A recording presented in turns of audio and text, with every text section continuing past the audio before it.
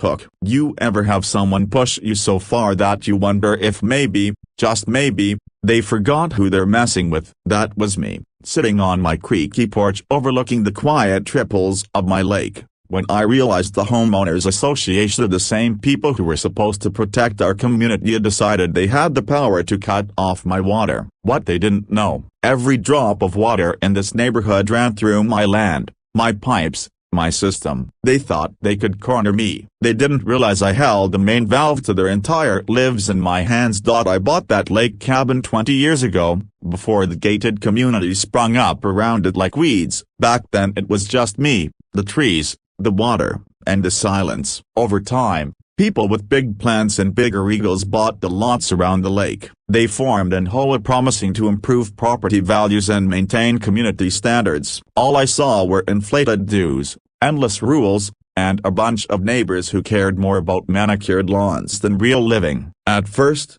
they left me alone. My cabin was considered grandfathered in. I didn't pay their dues, didn't attend their meetings, didn't vote on their silly rules about mailbox colors and trashy can placement. But the HOA doesn't like outsiders, and in their eyes, I was the biggest outsider of them all. Things escalated slowly. Notes left on my door about non-compliance, threats about my unsightly dog, the one I built with my own hands before half these people knew this place existed. I ignored them, until the day the faucet in my kitchen sputtered dry. I thought it was a pipe issue at first, but then I saw the letters nailed to my front gate. Until you agree to abide by HOA guidelines, your water service will remain suspended. Suspended, like they were a judge handing me a sentence. My blood boiled. I didn't pay them for water and never had, never would. The water came from a natural spring on my land, channeled through pipes I'd installed decades ago. And then it hit me. The HOA didn't know. They thought their fancy new plumbing company had hooked into some city line, but the city line never reached this far. That entire subdivision of their showers,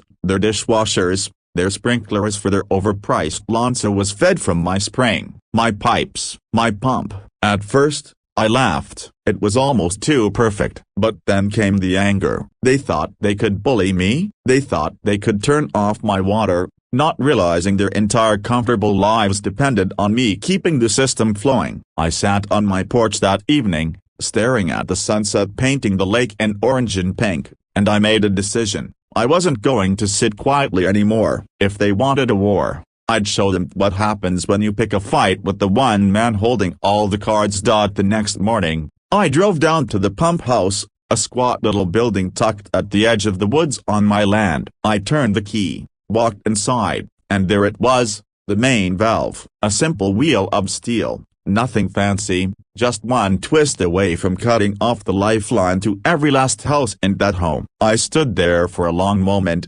imagining the chaos. Sprinklers sputtering out mid-cycle, showers running cold halfway through, coffee pots left bone dry, and then, the frantic phone calls to their precious HOA board, the very people who thought they were untouchable. So I turned it slowly, deliberately, and then I walked away. It didn't take long. By noon, I heard the commotion, angry neighbors knocking on each other's doors, HOA board members pacing around in golf carts like generals who'd lost a war. They tried calling the city. The city told them the truth. You're not on our line. Your water comes from a private system. By sunset, there were cars lining up on the road leading to my gate. They shouted, they threatened, they pleaded. But I stayed quiet, rocking on my porch, watching the sky turn to stars. That night, one of the board members of Mr. Henderson, the kind of man who ironed his khakis just to pick up his mail, marched up to my cabin, red-faced, sweating,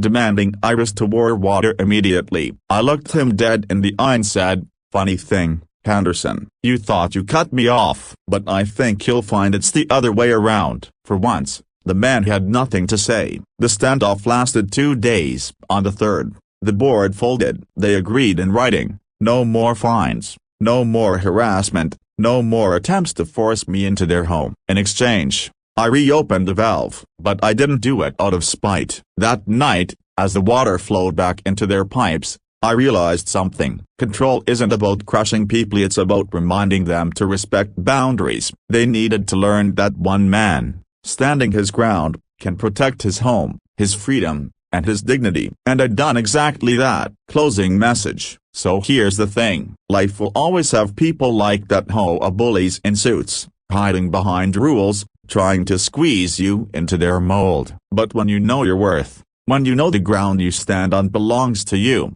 there's no force on earth that can strip you of it. Sometimes, all it takes is the courage to turn the valve.